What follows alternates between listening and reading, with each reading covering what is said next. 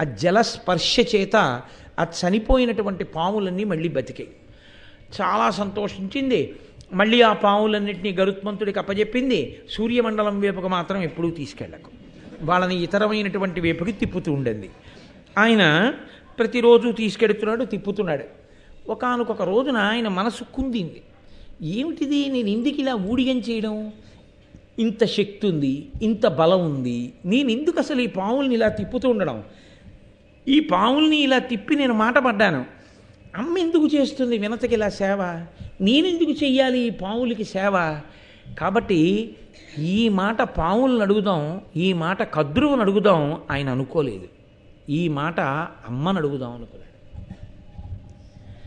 యుక్తాయుక్త విచక్షణ అని ఒకటి ఉంటుంది. తెలిసి తెలియని వయస్సులో ఏది పడితే అది, ఎవరిని పడితే వారిని ప్రశ్నించకూడదనేటటువంటి అధికారము పిల్లల దగ్గర నుంచి తీసేసి, మమ్మల్ని అడుగు తప్ప నువ్వు స్వతంత్రంగా పెద్దవాళ్లతో మాట్లాడే పరిపక్వత నీకు రాలేదు, నువ్వు మాట్లాడకూడదు అలాగా, కాబట్టి జాగ్రత్తగా ఉండు అని నేర్పితే ఇంకొకలా ఉంటుంది. నేను స్వోత్కర్షకి చెప్పాను అని మీరు అనుకోకపోతే మీతో మాట మనవి చేస్తాను. మాకు 18-19 సంవత్సరాల వయసు వచ్చిన తరువాత కూడా పెద్దవాళ్ళు మాట్లాడుకుంటుంటే ఎప్పుడైనా అటుగా వెడితే, నీకెందుకురా, నీది చదువుకోవలసిన వయసు, నీకెందుకు ఈ విషయాలు, నువ్వు వెళ్ళి చదువుకో, నువ్వు పెద్దవాడు అయిన తర్వాత నీ సలహా కావలసి వచ్చినప్పుడు నిన్ను అడుగుతావు, అప్పుడు మాట్లాడదు. ఇప్పుడు నీకు అనవసరమైన విషయాల్లో నువ్వు జోక్యం చేసుకోక్కర్లేదు, నువ్వు సలహా చెప్పక్కర్లేదు, నీ చదువు నువ్వు చదువు.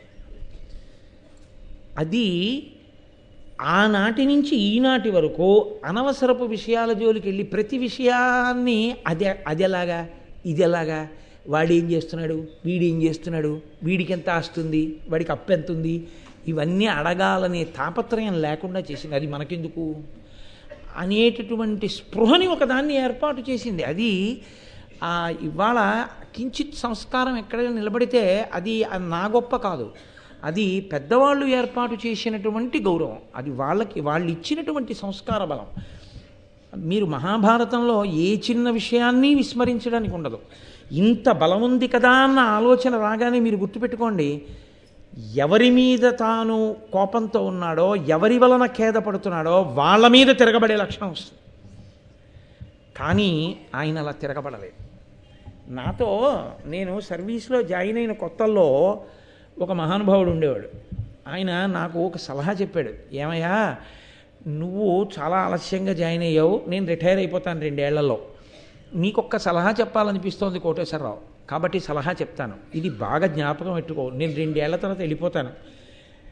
ఎప్పుడైనా సరే ఆఫీస్లో అందరికన్నా పెద్ద అధికారితో దెబ్బలాడడం అన్నది నీ జీవితంలో జరిగితే ఇక నువ్వు సర్వీస్లో ఉండడానికి ఇష్టపడను, ఇక ఈయన దగ్గర నుంచి నేనన్నా వెళ్ళిపోతాను, రిజిగ్నేషన్ అన్నా ఇచ్చేస్తాను అన్న ధైర్యం ఉంటే దెబ్బలాడు. ఇక ధైర్యం లేకపోతే ఎప్పుడూ దెబ్బలాడవద్దు పై అధికారులతో. పై అధికారుల యొక్క శక్తిని ప్రశ్న వేయవద్దు. వాడికి ఏం తెలుసండి అని అనద్దు. తెలుసో తెలీదో ఆ పదవిలో కూర్చోబెట్టారంతే. ఆయనకి గౌరవించి ఆయన చెప్పింది చేయడం నువ్వు నేర్చేసుకోవు, ప్రశాంతంగా ఉంటావు. నువ్వు ప్రశాంతంగా ఉంటే నీ భార్యా బిడ్డలు ప్రశాంతంగా ఉంటారు. నువ్వు ఏమైనా అవతల వారి సమర్థతని నువ్వు విచారణ చేసినా ఇప్పుడు ఆయన్నేం పదవిలోంచి తీసి నిన్ను కూర్చోబెట్టరు. 2, నువ్వు ఆయనతో దెబ్బలాడితే అధికారం అయింది, ఆయన నిన్ను ఇబ్బంది పెట్టగలడు, నువ్వు ఆయన్ని ఇబ్బంది పెట్టలేవు. నువ్వు ఇబ్బంది పడి ఇంటికి వచ్చి ముఖం ఇలా పెట్టుకుని భార్యా బిడ్డల మీద దెబ్బలాడితే వాళ్ళ మనశ్శాంతి పోతుంది. కాబట్టి ఈసారి దెబ్బలాడడం అంటూ జరిగితే, నా పిల్లలు సెటిల్ అయిపోయారు, నాకేం ఉద్యోగం చేయవలసిన అవసరం లేదు, నాకు నచ్చక దెబ్బలాడడం అంటూ జరిగిన నాడు ఆయన నా మాట విని నేను చెప్పిన మాట గౌరవించకపోతే నేను మర్యాదగా రిజైన్ చేసి వెళ్ళిపోగలను అని అనుకుంటే దెబ్బలాడు, అంతకాలం ఎప్పుడూ దెబ్బలాడవద్దు. నాకు ఇప్పటికీ ఆ విషయం జ్ఞాపకం వస్తుంటుంది. ఎందుకు జ్ఞాపకం వస్తుందో తెలుసా అండి? అధికారులతో తొందరపడి దెబ్బలాట పెట్టేసుకుని నానా అగచాట్లు పడిపోయి, ఇబ్బందులు పడిపోయి, కుటుంబాలను ఇబ్బందులు పెట్టేసుకుని అల్లరి పడిపోయి, జీవితంలో వ్యధ చెందిపోయి, వాళ్ళ దగ్గరికి వెళ్ళి వీళ్ళ దగ్గరికి వెళ్ళి సలహాలు అడిగి ఎంతమంది ఉంటారో. బీ ప్రాక్టికల్ అని ఇంగ్లీష్లో ఒక ప్రొవెర్బ్. కొన్ని మీరు హేతువుని, యథార్థాన్ని విడిచిపెట్టి మాట్లాడడం కుదరదు. యథార్థమేదో దాన్ని మాత్రమే మీరు పట్టుకోవాల్సి ఉంటుంది. కాబట్టి తొందరపడి దెబ్బలాడడం చాలా తేలిక. తొందరపడి దెబ్బలాడేస్తే విషయము జటిలమైపోతుంది. వినత తప్పించుకోగలదా దాస్యం నుంచి? గరుత్మంతుడు తప్పించుకోగలడా దాస్యం నుంచి? కాబట్టి ఆయన పరిణతి అన్న మాటకు అది గుర్తు. పిల్లవాడయ్యి ఉండొచ్చు గరుత్మంతుడు, ఎవరిని అడగాలో వారిని అడిగాడు. వెళ్ళి అమ్మని అడిగాడు. అమ్మని అడిగేటప్పుడు కూడా ఎంత చక్కగా అడిగాడో చూడండి. ఏమిటమ్మా ఇష్టం వచ్చినట్టు అలా ప్రవర్తిస్తుంది పిన్ని, అలా పెద్దమ్మ అని అనలేదు. ఎందుకని ఉండడు? మీరు ఒక్కటే గుర్తించవలసి ఉంటుంది. అలా అనలేకపోయాడు అంటే వినత ఒప్పుకోదు అని మీరు గ్రహించాలి. తప్పు. పెద్దమ్మ వల్ల ఇబ్బంది వచ్చినా ఆవిడ అమ్మ కన్నా పెద్దమ్మ కాబట్టి పెద్దమ్మ ఏం చెప్పినా ఆశీర్వచనమే తప్ప నువ్వు పెద్దమ్మని అలా ధిక్కరించకూడదు. నువ్వు వాళ్ళని అలా అనకూడదు, వాళ్ళు అన్నయ్యలు అని ఆవిడ ఏదో మంచి నేర్పింది. నేర్పకపోతే తాను తిరగబడకుండా వినతని వెళ్ళింది అడిగాడు. ఆ పరిణతి కదు గరుత్మంతుణ్ణి శ్రీ మహావిష్ణువుకి వాహనం చేసింది, ఆయన ధ్వజం మీద గుర్తు చేసింది. ఈ స్థితి ఎక్కడి నుంచి వచ్చింది అంటే తల్లి బిడ్డల్ని పెంచినటువంటి స్థితిలోంచి వస్తోంది. మహాభారతం మనకే నేర్పుతుంది విషయాల్ని. అది తెలుసుకోనప్పుడు మనం పొందేటటువంటి వైక్లభ్యాన్ని కూడా పరోక్షంగా మనకి బోధ చేస్తుంది. కాబట్టి ఆయన అన్నాడు తల్లి దగ్గరికి వెళ్ళి, ఆయతపక్షతుండ హతిన కులశైలములెల్ల నుగ్గుగాజేయు మహాబలంబును ప్రసిద్ధియునుంగల నాకు ఈ పనిం బాయక వీపునం దవడు పాముల మోవను వరికిం పనుల్సేయను ఏమి కారణము చెప్పుము దీని భయోరుహాననా. అమ్మా ఏమిటమ్మా ఈ ప్రారబ్ధం? నేను నా రెక్కల యొక్క వేగంతో వెడుతూ నా ముక్కు యొక్క చివరి భాగంతో పొడిస్తే కులపర్వతాలు ముక్కలైపోతాయమ్మా, ధూళి కింద రాలిపోతాయి. అంత బలం కలవాణ్ణి, అంత ప్రసిద్ధి పొందినవాణ్ణి, ఇంత బలం కలిగిన వాణ్ణి, ఇంత తేజస్సున్నవాణ్ణి ఏమి ప్రారబ్ధమమ్మా? ఈ పనిం బాయక వీపునం దవడు పాముల మోవను, పనికి మాలిన పాములన్నింటినీ వీపు మీద ఎక్కించుకొని తిప్పుతున్నానమ్మా వీధులన్నీ. ఏమీ ప్రారబ్ధం? నువ్వు చూస్తే ఆ కద్రువుకి సేవ చేస్తున్నావు, ఎందుకు వచ్చిందమ్మా ఇలాగా? దీనికి కారణం ఏమిటో చెప్పవా తల్లి? అసలు మనం ఎందుకు ఇలా చేస్తున్నాం? నువ్వు కశ్యప ప్రజాపతి భార్యవి, ఆవిడ కశ్యప ప్రజాపతి భార్య, మరి ఎందుకు మనం ఇద్దరం ఇలా ఉంటున్నాం? నాకు కారణం చెప్పమ్మా అన్నాడు. అంటే తల్లి అంది ఇది ఇప్పుడు ఆవిడ ఉన్న మాట చెప్పేసింది అంటే అతిశయం పోయింది. 500 సంవత్సరాల దాస్యం ఆవిడికి ఇచ్చిన గొప్పతనం ఏమిటంటే ఇదిగో ఈ స్థితి. అందుకే ఏళ్ళనాటి శని వస్తే జాతకంలోకి ఒక అదృష్టంగా భావించండి అంటే. అందుకే ఆయన్ని శనీశ్వరుడు అని, శనైశ్చరుడు అని, శనైహి చరహ. కష్టాలు ఇస్తాడు. కష్టాలు ఇస్తే ఏమవుతుందండి? తట్టుకునే ఓర్పు వస్తుంది, గొప్ప అనుభవం వస్తుంది. అంత గొప్ప అనుభవం వచ్చింది కాబట్టి దెబ్బతింటావురా, నేను ఎలా తిన్నానో తెలుసా అని 10 మందికి చక్కగా చెప్పగలిగినటువంటి శక్తి వస్తుంది. కాబట్టి ఏళ్ళనాటి శని ఒక రకమైన వరం. పైగా మీకు ఇంకొక మాట చెప్పనా? గ్రహాలన్నీ కూడా ఈశ్వరుని యొక్క కింకరులండి. శనిగాడు శనిగాడు అని ఒక మాట అంటుంటారు, చాలా పొరపాటది. ఆయన గ్రహాలలో ఒకడు, మహానుభావుడు ఆయన. ఆయనని అలా నిందించడం, అలా మాట్లాడడం ఎప్పుడూ చేయకూడదు. ఆయనకి ఒక గొప్ప శక్తి ఉంది. ఏమిటో తెలుసా అండి? ఆయన కష్టపెడతాడు. ఎలా కష్టపెడతాడో తెలుసా? ఆయన అనుగ్రహం కానీ కలిగిందనుకోండి, మీరు భగవత్ సేవలో ఉన్నారనుకోండి, ఆయన ఎలా కష్టపెడతాడంటే మీరు చక్కగా ఏదో ఒక గొప్ప మోక్షపురికి యాత్రకు వెళ్ళేటట్టు, ఆ యాత్రలో మామూలుగా భార్యను తీసుకుని పైలా పచ్చీస్గా ఏదో ఆ గుళ్ళోకి ఈ గుళ్ళోకి వెళ్ళొచ్చేయడం కాదు. యాత్రకు వెళ్ళినప్పుడే భార్యకి జ్వరం వచ్చి పడుకుంటే భగవంతుణ్ణి మామూలుగా అయితే ఆవిడ ఎక్కడో ఉంటుంది, ఈయన ఎక్కడో ఉంటాడు, ఈయనకి పొడుగు కాళ్ళు 4 అంగలు వేసుకుని వెళ్ళిపోతుంటాడు, ఆవిడ వెనకాల ఎవరో తీసుకొస్తుంటారు, ఆవిడ వస్తుంటుంది. పాపం ఎప్పుడు ఏ పూజో గోత్ర సంకల్పాల దగ్గర ఆవిడ గబగబా ఇంతమందిని దాటుకుని ఆయన పక్కకు వస్తూ ఉండాలి. ఇప్పుడు ఏమవుతుందంటే ఆవిడ జ్వరం వచ్చి గదిలో పడుకుంది, ఈయన కామాక్షి దగ్గరికి వెళ్ళి అమ్మ మా ఆవిడ్ని జాగ్రత్తగా చూడమ్మా, అది లేకపోతే నా బతుకు ఎక్కడుందమ్మా అని ఇప్పుడు పక్కన లేకపోయినా ఆవిడ గురించి ప్రార్థన చేస్తాడు. మనసులో కించిత్ బాధ ఉంది, బెంగుంది, బరువుంది, అది భగవంతుడి దగ్గర చెప్పుకునే అవకాశం ఇస్తాడు. కానీ యాత్ర ఏం పాడవదు. ఏం చూద్దాం అనుకున్నావో అంతకన్నా బాగా జరుగుతుంది. ఒక మాట చేద్దాం అనుకున్న మోక్షపురి ప్రవేశం 2 మాటలు అవుతుంది, 2 మాటలు కంచెళ్ళు వస్తాం. కించిత్ కష్టపెడతాడు, కానీ బాగా నీ లోపల ఉన్న ప్రేమ ఉద్భుతమవుతుంది. ఇది చూసి అబ్బా మా ఆయనకి నా మీద ఎంత ప్రేమో అని ఆవిడ మరింతగా నిన్ను అనువర్తిస్తుంది, మరింత అన్యోన్యత పెరుగుతుంది. కాబట్టి శనీశ్వరుని వలన వచ్చే ఇబ్బంది ఏమి ఉండదు. కాబట్టి బెంగ పెట్టేసుకుని ఇంకా వచ్చినవన్నీ ఆయన అదే పనిగా శాడిస్ట్లా కూర్చొని ఇంకా భగ్నం చేసేస్తూ ఉంటాడు. దీపం పెడితే కాలుతో తన్నేస్తాడు, అన్నం పెట్టుకుంటే చేత్తో తోసేస్తాడు అనుకోకూడదు. ఆయన గొప్ప అనుభవాన్ని ఇస్తాడు అని మనం భావన చేస్తే చక్కగా ఆయన కూడా అలాగే చేస్తాడు, కష్టపెడతాడు. ఏ రూపంలో కష్టపెడతాడు? ఇవాళ బడలిగ్గా ఉందని చెప్పేసి నిన్న రాత్రంతా జాగరణ చేశాం కదా అని చెప్పేసి ఉత్తి రోజుల్లో అయితే ఏదో స్నానం చేసి సంధ్యావందనం ఒకటి చేసిన కాళ్ళు దాపుని సోఫాలో కూర్చుని ఏ క్యాసెట్టో వింటూ కూర్చుంటాం. మహాభారతం చెప్తుంటే మళ్ళీ ఓసారి గబగబా అమృతాపహరణ ఘట్టాన్ని ఓసారి చూసుకుని ఒళ్ళు దగ్గర పెట్టుకోకపోతే బాగుంటుందా 10 మందికి చెప్పేటప్పుడు అని నీకు ఓపిక ఉన్నా లేకపోయినా పడుకుందామనున్నా కూర్చుందామనున్నా సాయంకాలం అయ్యేటప్పుడు సంధ్యావందనం చేసుకుని పంచె కట్టుకుని భారతం పట్టుకుని వచ్చి కూర్చుని భారతం చెప్పుకుంటున్నాం. ఏమి ఇప్పుడు నీకు వచ్చిన నష్టం ఏమిటి? కాళ్ళు దాపు కూర్చునే బదులు భారతం చెప్పిస్తాడు. కష్టంలా అనిపిస్తుంది, కానీ నీ అదృష్టం కాదు. ఉత్తరాయణంలో మాఘమాసంలో కూర్చుని అయ్యప్ప స్వామి సన్నిధానంలో భారతం చెప్పుకోవడం అది ఈశ్వర కృప. పైకి కనపడదు, కానీ ఆయన అనుగ్రహిస్తూ ఉంటాడు. కాబట్టి అది పట్టుకుని ఉండగలిగితే ఈశ్వరుని యొక్క అనుగ్రహం కలుగుతుంది. అలా ఆవిడకున్నటువంటి ఒకే ఒక దుర్లక్షణం, ఏ అతిశయం ఉన్నదో అది పోయింది దాస్యంలో. ఆవిడికి పోవడం వల్ల ఇప్పుడు పరిణతి వచ్చేసింది. వచ్చేయడంలో ఆవిడ కొడుకుతో ఉన్నట్లు చెప్పేసింది. నాయనా ఒకనకొకప్పుడు పందెం కాశాం. ఆ పందెం కాయడం అనేటటువంటి లక్షణమే తప్పు, కానీ పందెం కాశాను, ఓడిపోయాను.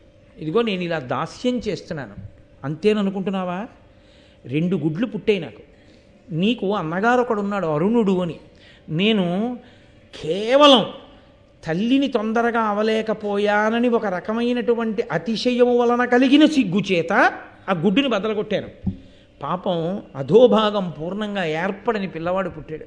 మరి ఆ వాడికి ఎంత బాధేస్తుంది? వాడు నన్ను శపించాడు, 500 సంవత్సరములు దాస్యం చేస్తావో ఈ 2వ గుడ్డులోంచి పుట్టేటటువంటి పిల్లవాడి వల్ల నీకు ఆ దాస్యం పోతుందన్నాడు.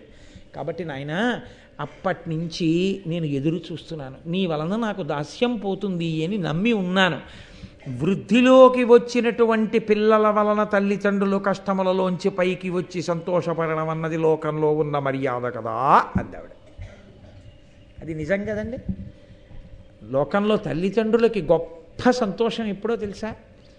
తాము పెంచి పెద్ద చేసుకున్నటువంటి బిడ్డలు ప్రయోజకులై వాళ్ళు అమ్మని నాన్నని ఎంతో సంతోషంగా చూస్తున్నారనుకోండి, ఆయన పడ్డ కష్టాలన్నీ మర్చిపోతాడు. మర్చిపోయి అబ్బా ఎంత హాయిగా ఉన్నానో, ఎంత సంతోషంగా ఉన్నానో అంటాడు. అదే పిల్లలు ప్రయోజకులు కాలేదనుకోండి, పిల్లలు తల్లి తండ్రి వంక అలా ప్రేమగా చూసేవాళ్ళు కారనుకోండి, ఆయనకు ఆ సంతోషం ఉండదు. నేను మీతో చెప్తున్నవి పచ్చి యథార్థాలు మాట్లాడుతున్నాను, జీవితంలోని మీరు గ్రహించాలి. ఒక వయస్సులో మంచి భార్య రావడం సంతోషం, ఒక వయసులో డబ్బు బాగా సంపాదించడం సంతోషం, ఒక వయసులో 2 కొడుకులు పుట్టడం సంతోషం, కన్యాదానం చేయడానికి కూతుళ్ళు పుట్టడం సంతోషం, ఇంకొక వయసులో మంచి అల్లుళ్ళు రావడం సంతోషం, ఇంకొక వయసులో కొడుకులు కూడా ప్రయోజకులు కావడం సంతోషం. పండిపోయే స్థితిలో ఆ పిల్లలందరూ పరమ ప్రేమతో నాన్నగారండి నాన్నగారండి నాన్నగారండి అని, అన్నయ్య దగ్గరికి వెళ్తే తమ్ముడు నాన్నగారండి ఎప్పుడు వచ్చేస్తారు నాన్నగారండి అంటాడు. తమ్ముడి దగ్గరికి వెళ్తే అన్నయ్య నాన్నగారండి ఎప్పుడు వచ్చేస్తారండి అంటాడు. నాన్నగారు ఉన్న చోటకి పిల్లలందరూ వచ్చి చుట్టూ కూర్చుని మాట్లాడతారు. నాన్నగారితో పిల్లలకి ఇబ్బందులు లేవు, పిల్లలతో నాన్నగారికి ఇబ్బందులు లేవు. చక్కగా నాన్నగారి పేరు మీద అంత గౌరవంతో నాన్నగారి గౌరవాన్ని నిలబెడుతూ పిల్లలు నాన్నగారు కలిసి ఉన్నారు. ఇప్పుడు ఆయనకి పిల్లల కన్నా, కొడుకుల కన్నా, కూతుళ్ళ కన్నా, అల్లుళ్ళ కన్నా, మనవల కన్నా, ఐశ్వర్యం కన్నా ఆయన గర్వంగా చెప్పేది ఏం చెప్తాడో తెలుసా అండి? చాలా సంతోషం అండి. ఏదో నేను పెద్ద అబ్బాయి దగ్గరికి వెళ్ళాను అనుకోండి, మా అమ్మాయి అంటుంది నాన్నగారండి నా దగ్గర కూడా వచ్చి ఉండొచ్చు కదా, ఆడపిల్ల ఇంట్లో ఉండకూడదు అంటారు ఏంటి నాన్నగారండి అంటుంది. మీకు విచిత్రం తెలుసా? మా అల్లుడు అంటాడు, ఏంటండి మామయ్యగారండి అలా అంటారు, మీరే కదండి ఆ పితృపంచకంలో ఒకడు మామగారని చెప్పారు. మామయ్యగారు వచ్చి 3 నెలలు నా దగ్గర ఉండి విశ్రాంతి తీసుకుని వెళ్ళండి మామయ్యగారండి, హాయిగా కారు ఉంది, మిమ్మల్ని దేవాలయాలు అవి అన్నీ తిప్పుతాను, సాయంకాలం పూట్ల వచ్చి ఉండండి అంటాడండి. అల్లుడు కొడుకులా మాట్లాడతాడండి. ఎంత ప్రేమ అనుకుంటున్నారు? చిన్న ఇబ్బంది జరిగిందంటే మామయ్యగారు ఎలా ఉన్నారంటాడు. ప్రతి 2 రోజులకి ఫోన్ చేసి మాట్లాడకుండా ఉండడు నా అల్లుడు. నా అదృష్టం అండి అలాంటి అల్లుడు అంటాడు. ఇప్పుడు ఐశ్వర్యం తను సంపాదించింది చెప్పడు, తను చదువుకున్నది చెప్పడు, తన బిడ్డల గురించి చెప్తాడు. తన బిడ్డల వలన పొందుతున్న తృప్తిలో పరమ సంతోషంగా గడిపి ఈశ్వరుడికి నమస్కారం దేనికి చేస్తాడో తెలుసా అండి? నాకు ఇంత చదివిచ్చావు, నాకు ఇంత వ్యాపారం ఇచ్చావు, నాకు ఇంత డబ్బు ఇచ్చావు, నాకు ఇన్ని ఇళ్ళు ఇచ్చావు, నాకు ఇన్ని మేడలు ఇచ్చావు, నాకు ఇన్ని మిద్దెలు ఇచ్చావు అండవు, నాకు ఇంత మంచి బిడ్డలు ఇచ్చావు అని నమస్కారం చేస్తాడు. ఇది జీవితంలో ఉండే ప్రస్థానం. రామాయణంలో దశరథుడికి ఇంకోలా అయింది, ఆ బిడ్డడు దూరమై చచ్చిపోయాడు. అసలు ఇక్కడ కద్రువ వినత సంతోషం ఏమైందంటే ప్రయోజకుడైన కొడుకు వల్ల నేను ఈ స్థితిని పొందుతున్నాను అంటోంది ఆవిడ. నువ్వు ప్రయోజకుడివిరా నాయన, నీ వల్ల నేను ఈ దాస్యం నుంచి పైకి వస్తాను, నీ అన్న చెప్పాడు, ఆ మాట పోదు. కాబట్టి ఇంతకన్నా తల్లిదండ్రులకి సంతోషమే ఉంటుంది. నా అపరిపక్వతతో, నా తెలిసి తెలియని తనంతో కష్టం తెచ్చుకున్నాను, కానీ కడుపున పెట్టిన బిడ్డడు నన్ను ఆ కష్టంలోంచి పైన పడేస్తున్నాడు, ఇంకింతకన్నా నాన్న నాకేం కావాలరా అంటుంది. చూడండి, అంత బాగా చదువు వచ్చిరాని తండ్రి ఉన్నాడు అనుకోండి, జీవితంలో చాలా కష్టపడి పైకి వచ్చాడు, బాగా చదువుకున్నాడు కొడుకు. నాన్నగారండి ఇంకా మీకు ఎందుకు అవన్నీ, నేనున్నాను కదా, నేను చూస్తాను, అన్నీ నేను చూసి నాన్నగారండి సంతకం పెట్టండి అంటే పెట్టండి, లేకపోతే మీరు వాళ్ళని వీళ్ళని అడగండి, ఏమిటి మీ కర్మ, నేను లేను, నేను చూస్తాను అని కొడుకు నాన్నగారికి అన్నీ చూసి పక్కన కూర్చుని, నాన్నగారండి ఇది ఇలా రాశారు, ఇలా వద్దు నాన్నగారండి, ఇలా రాయిద్దాం నాన్నగారండి అన్నాడు అనుకోండి. ఆ తండ్రి వాటిని చూడడం, ఆ కొడుకు వంక చూస్తూ మురిసిపోయి చాలు ఇలాంటి కొడుకున్నాడు, ఇంకేం కావాలంటే. అది తల్లిదండ్రులకి బిడ్డలకి ఉండే అనుబంధాన్ని చెప్తోంది మహాభారతం. గృహస్థాశ్రమంలో గృహస్థు తరించేది అక్కడ, పొంగన్న మాట అక్కడ ఉంటుంది. తాను చదువుకున్నాడు, తాను గొప్ప కీర్తి సంపాదించాడు, తాను ఎంతో డబ్బు సంపాదించాడు, తాను కొడుకుని కన్నాడు, ఎన్ని నేర్పాలో అన్ని నేర్పాడు, కొడుకు గుణనిధి అయ్యాడు. ఇప్పుడు తండ్రి బెంగ దేని మీద ఉంటుంది చివరి కాలంలో?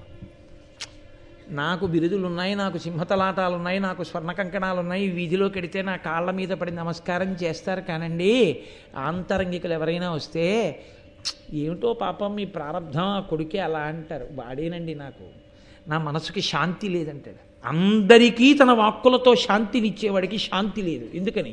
కొడుకు అటువంటి వాడు. అంటే నాకు అనుకోనేరు మహాప్రభు, నా కొడుకు అటువంటి వాడు కాదు, ఈశ్వరుడి దయ వల్ల. అంటే మీతో వ్యక్తి స్థితికి చెప్తున్నాను, ఒక్కొక్క దశలో ఒక్కొక్కటి ఉంటుంది. వినత ఇవాళ అటువంటి భాగ్యాన్ని పొంది, ఏ తల్లిదండ్రులైనా చిట్ట చివర అలా మాట్లాడగలిగిన స్థితిని పొందితే వాళ్ళు ఈశ్వరానుగ్రహంతో పండారు జీవితంలోని గుర్తు, ఈశ్వరానుగ్రహం వాళ్ళ యందు ప్రకాశించిందని గుర్తు. అది నిలబెట్టుకోవాలి ఆ భగవత్ కృపని. కాబట్టి ఇప్పుడు ఈ మాట ఆయన చెప్తే, ఆయన వినత గరుత్మంతుడితో చెప్తే, ఆయన ఆ పాముల దగ్గరికి వెళ్ళి ఒక రోజున వాళ్ళని అలా విహారం చేయించి తీసుకొచ్చి కూర్చోపెట్టి వాళ్ళతో ఒక మాట అన్నాడు. నేను మిమ్మల్ని ఇంతగా సేవిస్తున్నాను, మా అమ్మ మీ అమ్మని సేవిస్తోంది, దీనికి అంతటికీ కారణం వాళ్ళిద్దరి మధ్య జరిగినటువంటి పందెం, దానివల్ల మా అమ్మ దాస్యాన్ని పొందడం. నేను మీకు ఏం చేస్తే నన్ను మా అమ్మని దాస్యం నుంచి బయటపడేస్తారో మీరు చెప్పండి అన్నాడు. అంటే ఇక్కడ మీరు ఒక్క విషయం ఆలోచించాలి. 2 కోణములు ఉంటాయి. ఒకటి, వెంటనే వాళ్ళేమనొచ్చంటే, చాలు పుట్టినప్పటి నుంచి పిన్నమ్మ అంత చేసింది, పుట్టినప్పటి నుంచి తమ్ముడు అంత చేశావు, ఇంకా ఏం చేయాలి, మిమ్మల్ని దాస్యం నుంచి విడిపించడానికి ఇంకా నువ్వేమైనా తేవాలా మాకు? ఎప్పటికీ మన మధ్య ఈ అన్నదమ్ముల అనుబంధం ఇలా ఉండిపోతే చాలు. ఎప్పటికీ మమ్మల్ని నువ్వు రక్షిస్తుండు, మేము నిన్ను రక్షిస్తుంటాం, చెయ్యి కలిసి మనం అన్నదమ్ములుగా నిలబడదాం. మన అమ్మలు అక్క చెల్లెళ్ళు కాబట్టి నువ్వేమీ మాకు తేవక్కర్లేదు, నువ్వు మాకేమీ ఇవ్వక్కర్లేదు, ఈ క్షణంలోంచే నిన్ను మీ అమ్మని దాస్యం నుంచి విడిపిస్తున్నాం, ఇక నువ్వు మాకు దాసుడవు కావు, మనం అన్నదమ్ములం అనొక మాట అని ఉంటే భారతం ఒకలా ఉండుండేది. అలా అనేంత సంస్కారం కద్రువ నుంచి పిల్లలకి రాలేదు, ఆవిడ నేర్పలేదు, వీళ్ళకి రాలేదు. కాబట్టి వీళ్ళకి ఇప్పుడు కూడా వ్యాపారమే. అడిగాడు కదా, జీవితాంతం వీణ్ణి దాసుడుగా ఉంచుకుంటే మంచిదా, వీణ్ణి దాసుడిగా విడిపించాలంటే ఇంత గొప్ప దాసుణ్ణి మనం విడిపిస్తున్నాం కాబట్టి వీడి బలాన్ని అడ్డుపెట్టి మనకి చాలా ముఖ్యమైనది తెచ్చుకుంటే బాగుంటుందా? కాబట్టి వాళ్ళన్నారు, అమిత పరాక్రమంబును రయంబును లావును కల్గు ఖేచరోత్తముడవు నీవు, నీదైన దాస్యము బాచికొనంగా నీకు చిత్తము కలదేని, భూరి భుజదర్పము శక్తియు ఏర్పడంగా మాక అమృతమ్ము తెచ్చి ఇమ్మనిన అవ్విహగేంద్రుడు సంతసంబునన్. ఎంత చిత్రమో చూడండి. వాళ్ళు అడిగింది ఏమిటంటే, నీకు ఒంట్లో బలం ఉంది, వేగం ఉంది, వెళ్ళగలవు, కాబట్టి అమృతం పట్టరా. అమృతం ఎందుకు? వీళ్ళు తాగుతారట. వీళ్ళు తాగితే ఏమవుతుంది? వీళ్ళకి మృత్యు ఉండదు, అలా బ్రతికుంటారు. వీళ్ళు బ్రతికుండడానికి అమృతాన్ని తెస్తే తాగుతారు. వీళ్ళు 1000 మంది ఉన్నారు, వీళ్ళు ఎక్కడికి కదలరు, వీళ్ళు సరే ఇలాగే ఉంటారు.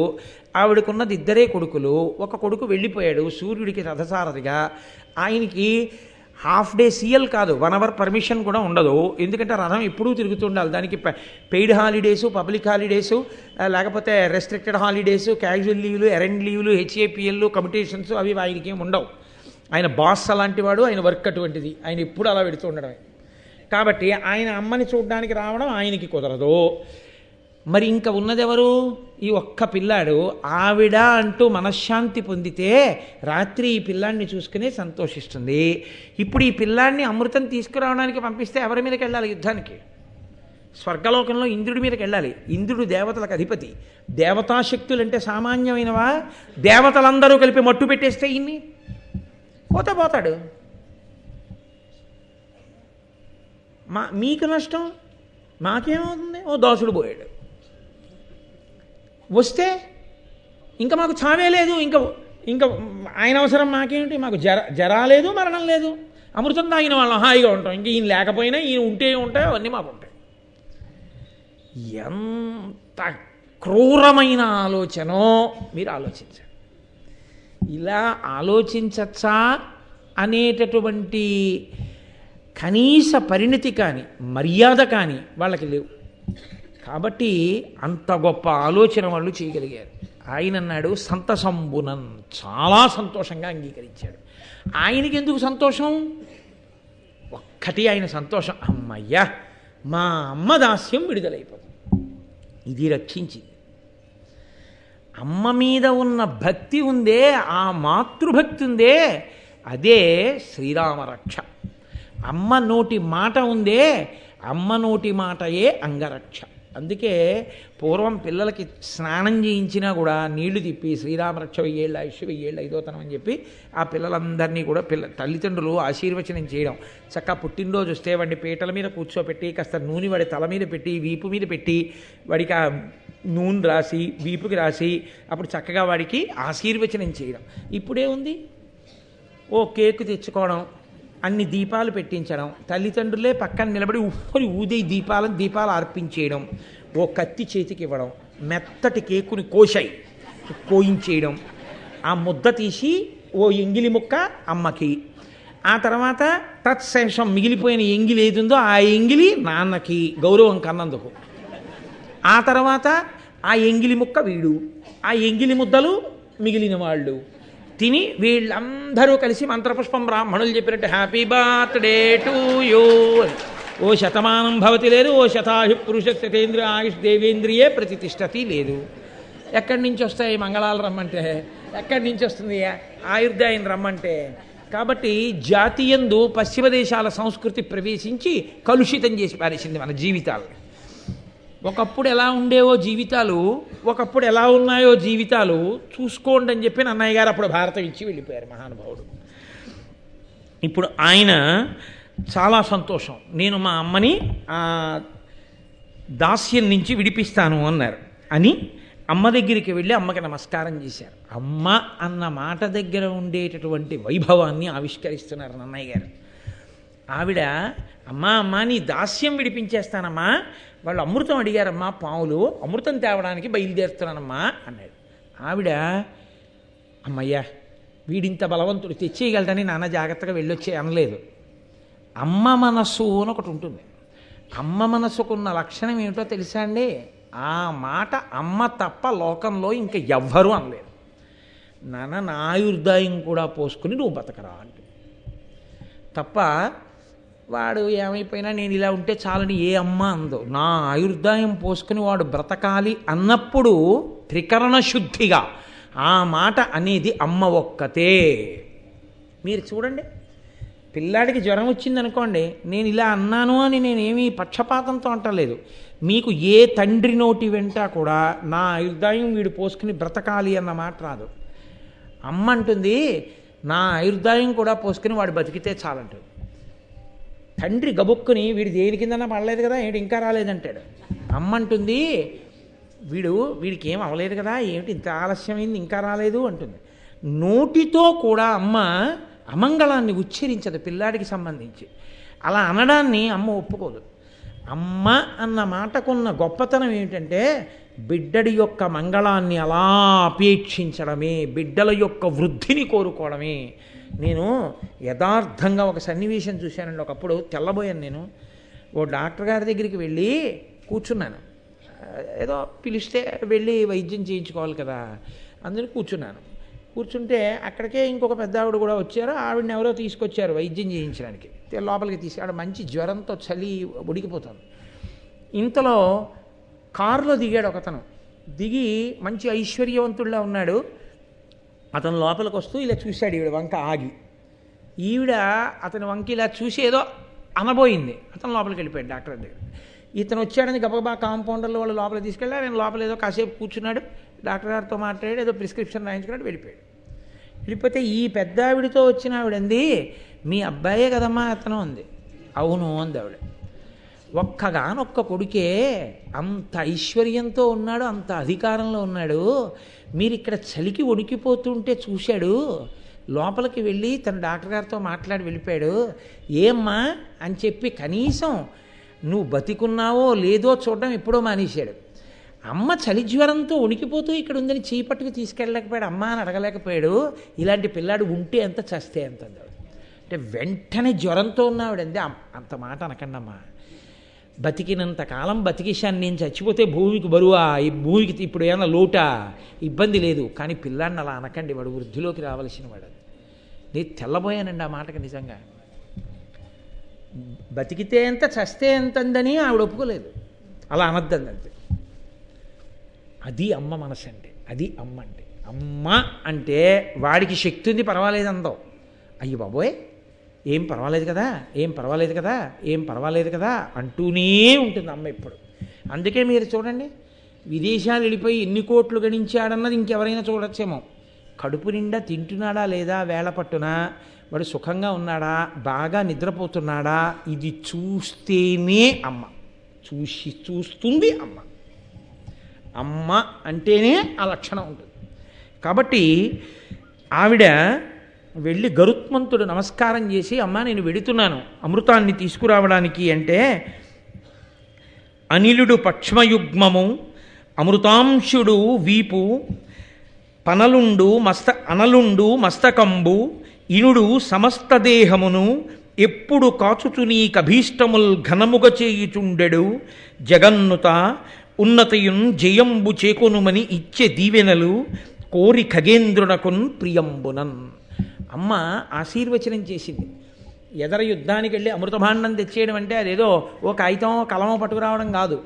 వాళ్ళు అస్త్రములను శస్త్రములను ప్రయోగిస్తారు. పిల్లవాడి శరీరం ఎక్కడ సొక్కిపోతుందో అమ్మ మనసుని చూపిస్తున్నారు నాన్నయ్య గారు. కాబట్టి ఆవిడంది ఆశీర్వచనం చేస్తూ, అనిలుడు పక్ష్మయుగ్మము, నాయన వాయువు సంతతము నీ రెక్కలను కాపాడుగాక, చంద్రుడు నీ వీపును పృష్ఠభాగమును రక్షించుగాక, అగ్ని నీ శిరస్సును రక్షించుగాక, సూర్యుడు నీ శరీరమునంతటినీ రక్షించుగాక. అమ్మ పెట్టిన రక్ష ఏదుందో అది సాక్షాత్ పరబ్రహ్మము చేసిన ఆశీర్వచనమే. అమ్మ నోటి వెంట వచ్చిన మాట నోటి వెంట వచ్చిన మాటే. అమ్మ ఆశీర్వచనం చేసింది అంటే అంగరక్ష కట్టించుకున్నట్టే లోకంలో. అందుకే అమ్మ ఆశీర్వదించడానికి అమ్మ శరీరంతో లేనివాడు ఏడవాలి, మిగిలిన వాడికి ఆ బాధ లేదు. అమ్మ అన్న మాటకి లక్షణం ఏమిటో మీకు ఒక్క మాట చెప్తాను, జ్ఞాపకం పెట్టుకోండి. ఒక మహాసభలో సన్మానపత్రం ఇచ్చి గండపిండేరమో లేకపోతే చేతికి స్వర్ణకంకణమో వేశారనుకోండి, అందరంటారు అబ్బా ఏమి గొప్పవాడండి, ఎంత సభాపూజ్యత అండి, స్వర్ణ కంకణం వేశారు మహానుభావుడికి, అంత గొప్ప సన్మానపత్రం ఇచ్చారు, ఏం అదృష్టమో, ఏ జన్మలో ఏ పుణ్యం చేసుకున్నాడో అంత గొప్ప స్థాయిని పొందాడంటుంది. ఇంటికి వెళ్ళేటప్పటికీ అందరూ వెళ్ళిపోగానే ఒరే అలాగే కూర్చొని కాస్త ఉప్పట్టుకొచ్చి దిగదుడిచి పారేసేది అమ్మ ఒక్కతే. అమ్మ ఎప్పుడు ఏం చూస్తుందో తెలుసా అండి? వీడికి కనురాపు తగిలిపోతుందేమో, వీడి ఒళ్ళు వేడెక్కుతుందేమో అంటుంది, జ్వరం వస్తుందేమో అందో మీరు చూడండి, వీడికి ఉష్ణం వస్తుందేమో అంటుంది. అసలు నిజంగా నేను ఒక ఆవిడని అడిగాను, ఏమ్మా పెంటయ్య అని పేరు ఎందుకు పెట్టుకున్నారమ్మా, నేను బ్రాహ్మణుల్లో అలా చూడలేదు ఎప్పుడును అన్నాను. అంటే ఆవిడన్నారు నాతోటి, మహాైశ్వర్యం నాయన మాది. ఆ రోజుల్లో ఈయనకి అంటే ఆవిడ భర్తకి బిడ్డలు కలగలేదు, ఎందరో నమస్కారం చేసేవారు ఆయనకి బిడ్డలు కలగకూడదని. ఆయనకి బిడ్డలు కలిగితే ఐశ్వర్యం అంతా మాకు ఉండిపోతుంది, లేకపోతే ఆ మిగిలిన వాళ్ళ పిల్లలకి ఇస్తారని, ఎవరినో ఒకళ్ళని పెంపు తీసుకుంటారని బిడ్డలు కలగకూడదని పూజలు చేయించారు. అదృష్టం కొద్దీ నాకు ఈ కొడుకు పుట్టాడు నాయన, ఒక్కడే ఒక్క కొడుకు. వాడు పెరిగి పెద్దవాడు అవుతుంటే అందరి కనురాపు తగులుతుందని, కనురాపు తగలకుండా పెంటపోగు ఎలా పెరిగినా ఎవ్వరూ పట్టించుకోరో, పెరుగుతోందని ఎవ్వరూ అంత పెంటపోగు అయిపోయింది ఏంటంటారు, కానీ దాని మీద దృష్టి ఉండదుగా. అలా కొంతైనా దృష్టిదోషం పిలుపుతో పోవాలని పెంటయ్యా అని పేరు పెట్టుకుని కొడుకుని రక్షించుకున్నాను నాయన అందావిడ. నేను తెల్లబోయానండి, దెబ్బలాడి పెట్టుకున్న పేరు నా కొడుకు కదండి. ఎంత ప్రేమరా నిజంగా, నేను తెల్లబోయాను. అమ్మే లోకంలో.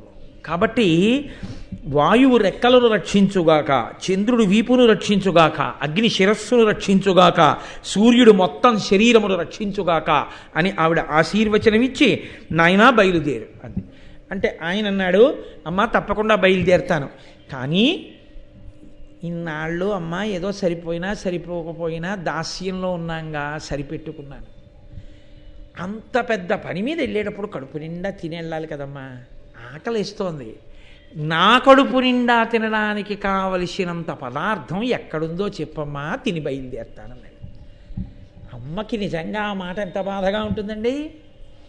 ఆవిడ, నాన్న ఇదిగో ఫలానా చోటు ఉంది, అక్కడ వెళ్ళి చక్కగా కడుపు నిండా తిని వెళ్ళి అమృతం పట్టుకుని రా, వెళ్ళి రా అంటుంది. కానీ అమ్మ వెళ్ళు అంత కదండి.